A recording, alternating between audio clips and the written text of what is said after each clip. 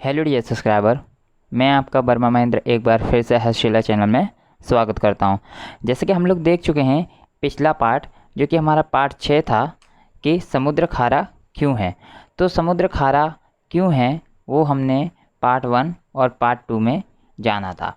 Part 1 में क्या हमने समुद्र की कहानी के बारे में जाना था और पार्ट 2 में हमने उसकी स्वाध्याय के बारे में चर्चा की थी। अब बात करते हैं पार्ट 7, जो कि है वह देश कौन सा है, क्वेश्चन मार्क। मतलब पूछा गया वो देश कौन सा है, उसके बारे में पूछा गया है। जिसके लेखक यानी कवि हैं राम नरेश त्रिपाठी जी। जिसके कवि हैं राम नरेश त्रिपाठी जी, जिनका जन्म सन 1881 में हुआ था और उनका निधन सन 1962 में हुआ था। श्री राम नरेश त्रिपाठी का जन्म उत्तर प्रदेश राज्य के कोतलीपुर गांव में हुआ था। अपने काव्यों द्वारा आपने राष्ट्रीय चेतना जागृत करके देश प्रेम और राष्ट्रीयता की अनुभूतियों को व्यक्त किया है। मिलन, पथिक, मानसो और स्वप्न आपकी कविताओं के संग्रह हैं। प्रस्तुत काव्य में भारत देश की महिमा गाई गई है।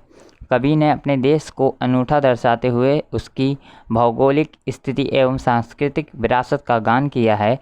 भारत देश विश्व में किस प्रकार का महान है, यह बात कवि ने बड़ी खूबी से कही है। कहने का मतलब ये है, जो हमारे कवि जी हैं राम नरेश त्रिपाठी जी, उन्होंने हमारे भारत देश उसके बारे में चर्चा की है और वह किस प्रकार महान है उसके बारे में बताया है।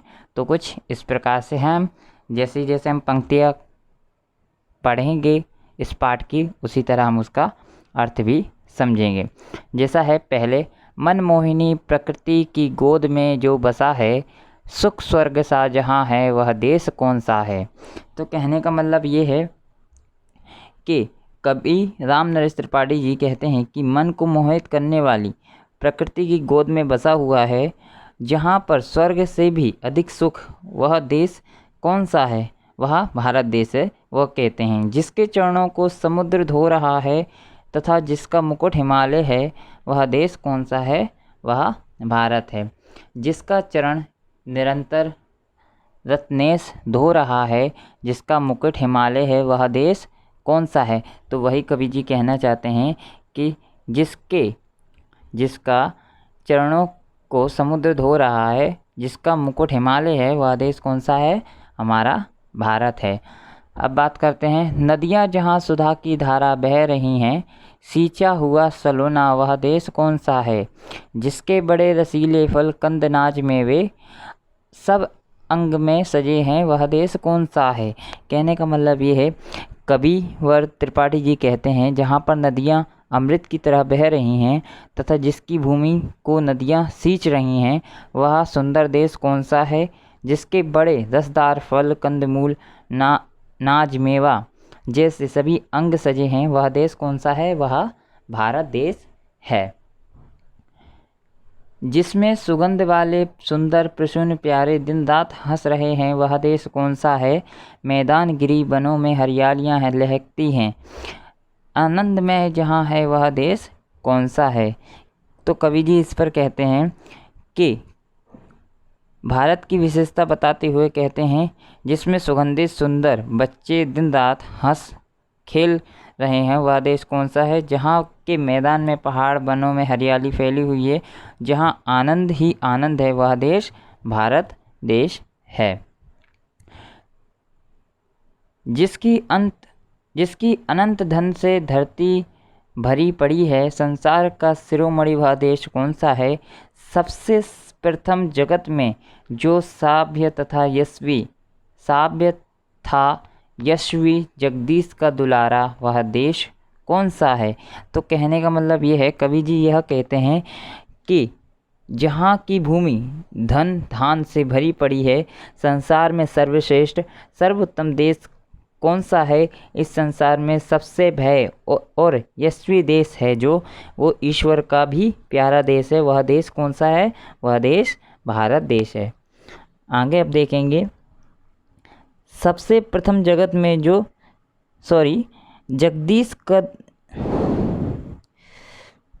जगदीश का दुलारा वह देश कौन सा है जिसमें हुए अलौकिक तत्व ब्रह्मज्ञानी गौतम कपिल पतंजलि? वह देश कौन सा है? छोड़ा स्वराज तृणवत आदेश से पिता के, वह राम के जहाँ पर, वह देश कौन सा है? तो इस पर कवि जी कहते हैं कि गौतम कपिल पतंजलि जैसे अलौकिक तत्वज्ञ और ब्रह्मज्ञानी हो गए हैं, ऐसा देश कौन सा है जहाँ पर पिता की आज्ञा से तिनकी की तरह राज्य को त्याग करने वाले राम जिस देश में निवास करते हैं, वह देश भारत देश है। अब आगे देखते हैं। निस्वार्थ शुद्ध प्रेमी भाई भले जहाँ थे, लक्ष्मण भरत सरीखे, वह देश कौन सा है? विद्वान वीर योगी गुरु राजनीतिकों के श्री कृष्ण थे, जहाँ पर, वह देश कौन सा है? तो कवि जी इस पर कहते हैं जहाँ पर लक्ष्मण भरत जैसे निस्वार्थी प्रेमी भाई हो गए हैं, वहाँ देश कौन सा है?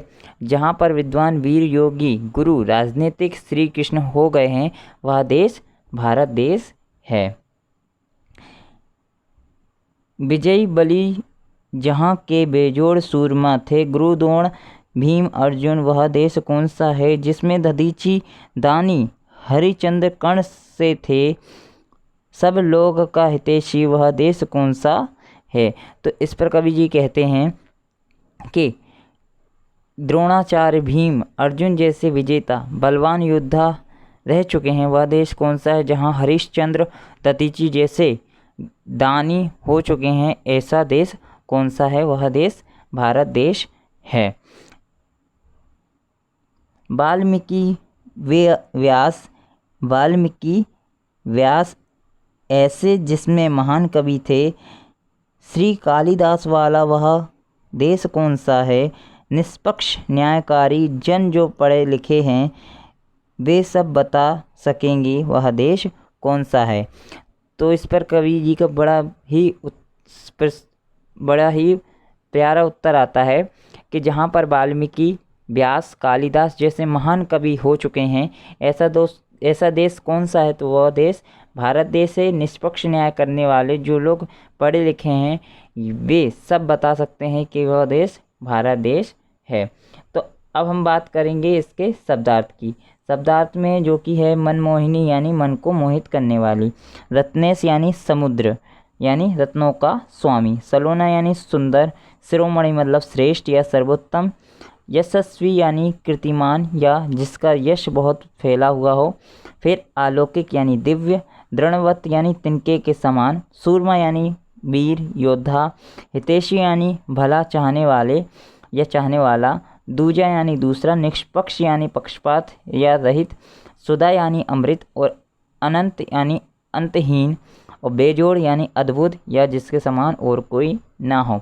अब आती है स्वाध्याय की बारी। तो स्वाध्याय में मैं आपको एक डिस्क्रिप्शन में लिंक दूंगा जो कि आप लोगों के लिए बहुत ही सहायककार रहेगी। तो आप लोगों को वहाँ से उसको डाउनलोड कर लेना है और अपनी जो नोटबुक है आपको उसमें लिख लेना होगा। वह आपकी आंसर की होगी चैप्टर नंबर 7 की, तो आपको वहाँ से वो डाउनलोड कर लेनी होगी। और आपको वीडियो कैसा लगा कमेंट सेक्शन में ज़रूर कमेंट करें, और अगर आपको वीडियो पसंद आए तो लाइक कीजिए। अगर आपने चैनल को सब्सक्राइब नहीं किया तो चैनल को सब्सक्राइब कीजिए। बने रहिए मेरे चैनल के साथ। Thank you everyone.